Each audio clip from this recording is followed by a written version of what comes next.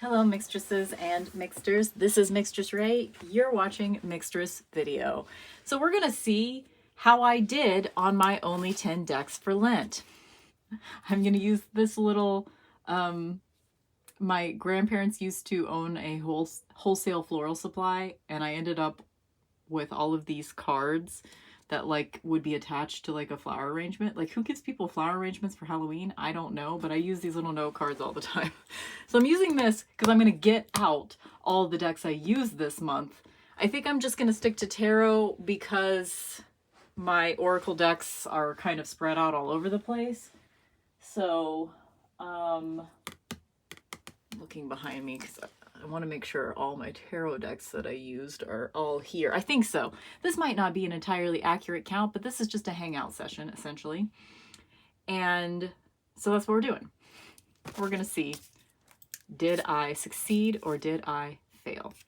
I'm not going to put that there because even though it looks cool, I won't actually be able to reach it from there. Okay, cool. You know what also? Surface to write on. Okay. We're doing that. Okay, so I'm just gonna go from left to right on my shelf over here. Left to right, top to bottom, which decks did I use during Lent? Yesterday, I did a reading for my mom, and I used this deck.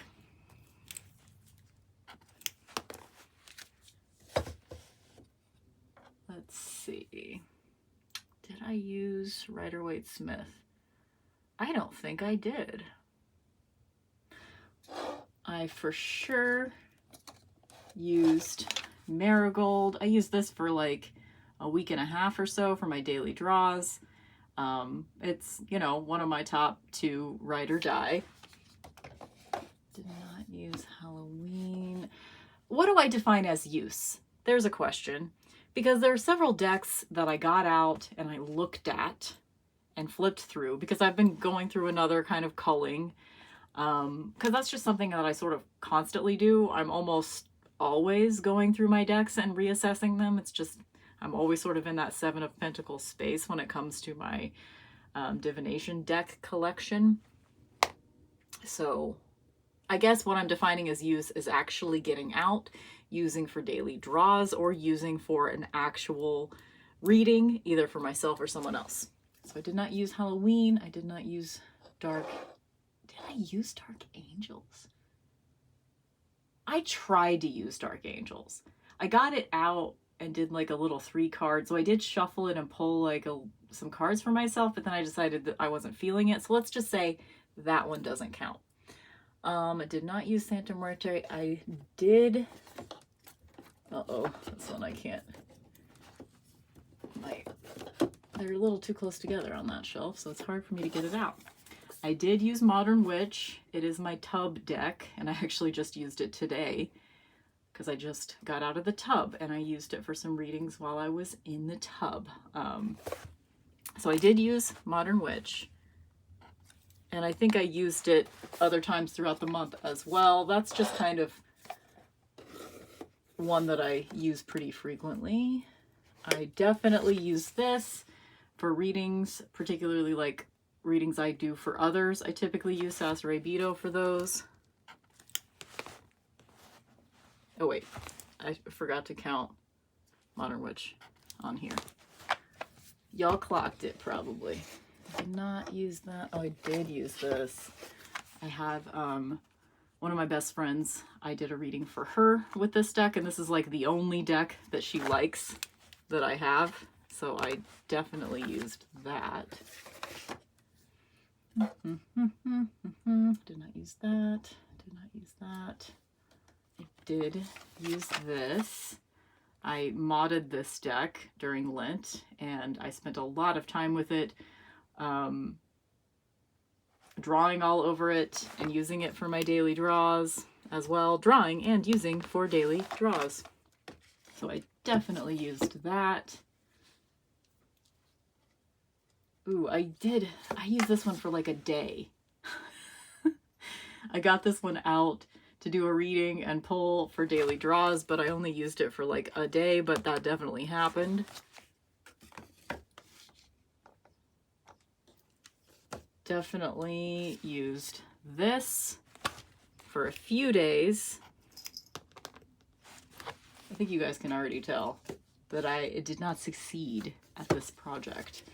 Used this, I got this during Lent, and I used it for a couple of client readings and also just for myself. I pretty much immediately bonded with it, which is interesting because years ago I had the 10 version and I was immediately put off by it and returned it. But I got gifted this from Meg at Rose Honey Ritual, and it's so accessible, I think. I just love all of the colors and the sort of Art Nouveau nature of the cards. I mean, it's been around since 1970. Y'all know what that's like, but I haven't really talked about that one, but that one's just one that was kind of an effortless entry into my collection. This one, I don't know that I did actually. Was that? It's hard to like, what was Lent? It's been a month and a half. So yeah, I think I used this one as well. So this is the Notorious JBG. I for sure used this one during Lent at some point. There, I'm at 10, and I definitely have more that I've used. So I decided about 2 weeks ago, when I realized I was definitely failing, I decided that the question at the beginning of this 10 decks for Lent, for me personally, was, can I live with only using 10 decks? And the answer is no. I mean, literally the answer is yes. Of course I could, but I didn't really want to deprive myself. I wanted to just use whatever I wanted to use, and that's kind of how I work. Sometimes I just don't know what I need, and I get out a lot of different decks, and that's sort of part of my process, at least for now. So I don't really feel bad that I failed. I've decided that the question was, can I do it? And the answer is no. So there you go. I got Dream Vision this during Lent. So I used that for like a week or two when I first got it. So there's that. This deck, Tantric Dakini, I just got a few days ago, and I've been using that. Telesma Tarot, I am absolutely obsessed with, so I've definitely been using that. Dark Wood Tarot, I have been using for a journaling project that I'm doing right now.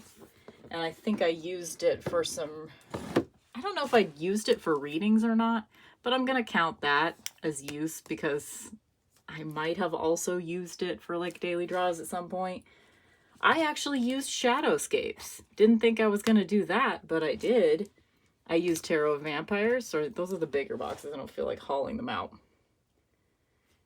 And then I used Everyday Witch. What is in that bag? Oh, that's an Oracle deck. I didn't use that. And then as far as Oracle decks are concerned, I definitely used Vintage Wisdom. I definitely used Goddess Oracle. I used Kali Oracle. I used... I'm not going to count a Minty because all I did with that is like every once in a while I pull a card out and just set it next to my desk. I don't know. I mean, you get it. The point is I didn't make it. I've listed. I've ticked off 20. So I definitely did not succeed. At a certain point it just became, Embroidered Graveyard. I use that. I still have it out and I'm using it almost daily. So yeah. I guess that's it. I thought it would be more dramatic, but yeah. I mean, I think there are probably some Oracle decks that I have put away that I have used. for sure, but I'm not thinking of them at the moment. Oh, Strangeling Oracle. Yeah, so I've definitely used way more than 10 decks, and this particular challenge was definitely a challenge for me. But I think ultimately it was eye-opening because I just got to a point where I was like, okay, well, I could, like, the first video that I did talking about the only 10 decks for Lent, I showed you guys which 10 decks I thought I would be working with during Lent. But what ended up happening is I quickly realized that's not going to work for me. I just need to keep track of what I use. And when I get to 10, cut myself off. And then when I did that, I just decided it was ending up feeling like deprivation, and I didn't want that feeling. So I decided not to do that to myself.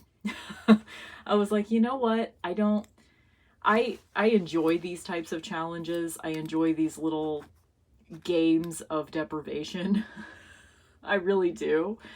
But right now is not a good time for me to be doing games of deprivation because the months of April and May are the hardest for me psychologically.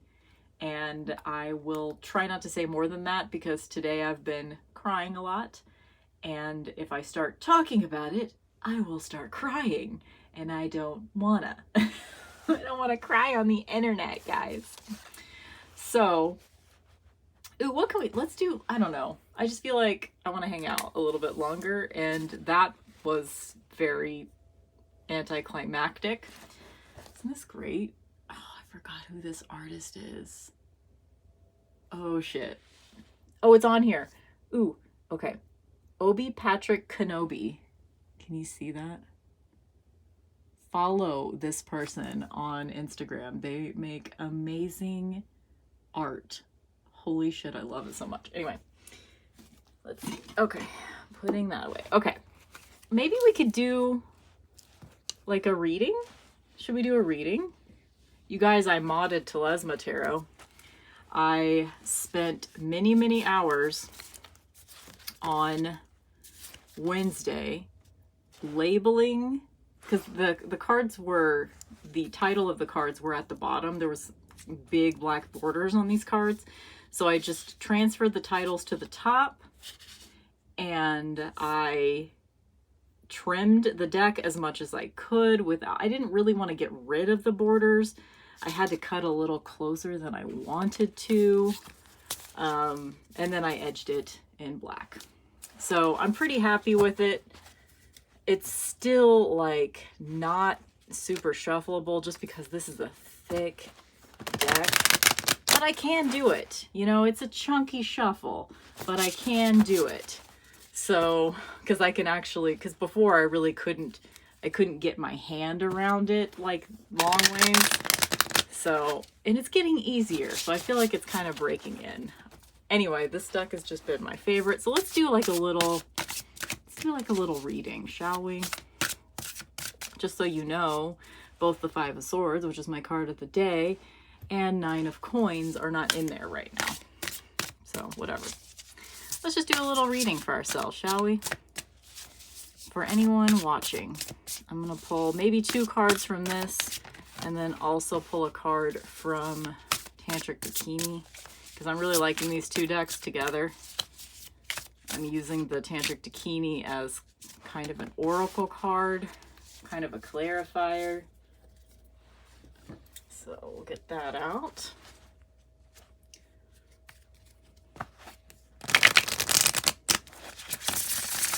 See what we get. I also modded this deck this week as well. I guess I could show you what I did. The ones that are, so this deck is interesting. Okay, so Tantric Bikini, it's essentially like, it's a major arcana deck, and then there are 10 cards for each element. So like the first 21 or 22 cards, number 0 through 21, and correspond to the major arcana. So 10 is Wheel of Fortune. But then there are 10 cards each of each element, and they don't necessarily correspond to like ace, 2, 3, 4 or whatever. They just correspond to the element in general. So I went through and I put an elemental symbol on every single minor arcana card in this deck, and then I added some keywords after reading through the guidebook. And I don't love, like, this particular deck. It doesn't, my handwriting on it doesn't really look that great in my opinion. But whatever, it's okay. There are a couple of Kali cards in this deck too. I have a collage that I did myself that kind of looks like this. A little, not really, but it has a similar vibe. So anyway, that is a mod that I did. Or, yeah, I guess. I just added words. That's all I did. Words and symbols. But really loving this deck. Happy to finally have it. It's Tantric Takini's been on my wish list for a really long time. And it was made in 1979. All right, what do we need to know right now? Yep. Serpent Power.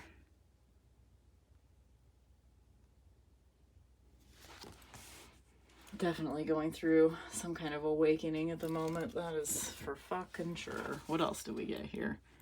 3 of Coins.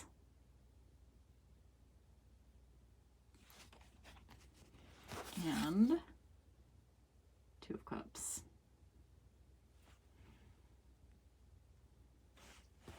So, what do we think about this?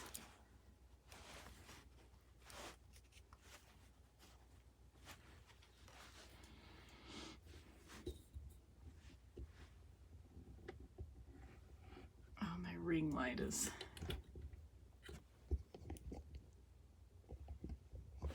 in the way, kind of. Maybe I can... Ooh, no, that's ugly.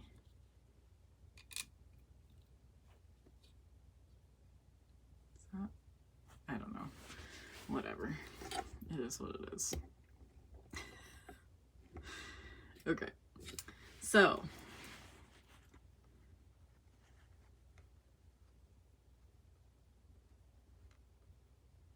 Life is a collaboration, you know? Like, you're going to get out of it what you bring to it. You got to show up. You got to show up, and you got to be willing to adapt. It's not just like your connections with others are not just going to be like effortless. Like you fall in love and then that's it.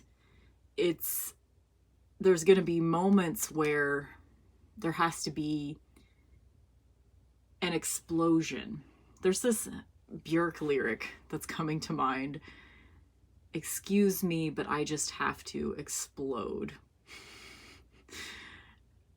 And that's what this reminds me of. This is just like, okay, you got to readapt, you know? Your relationships with others have to be adaptable. You can't just have an exclusive book club where there's 5 people in it and you never invite anyone else. You know? You can't just go through life letting others make the decisions for you. You have to bring something to the table. You are capable of creating your own reality. And you're not starting from scratch because you're building upon dinosaurs. Birds and chickens, basically dinosaurs. You're building on that. You're not having to start from scratch. Other things have happened. Others have built a foundation for you to start from. But you have something to bring to the table too. That's what I'm getting out of this. Okay, I think that's it. Thanks for watching this very weird video. Bye!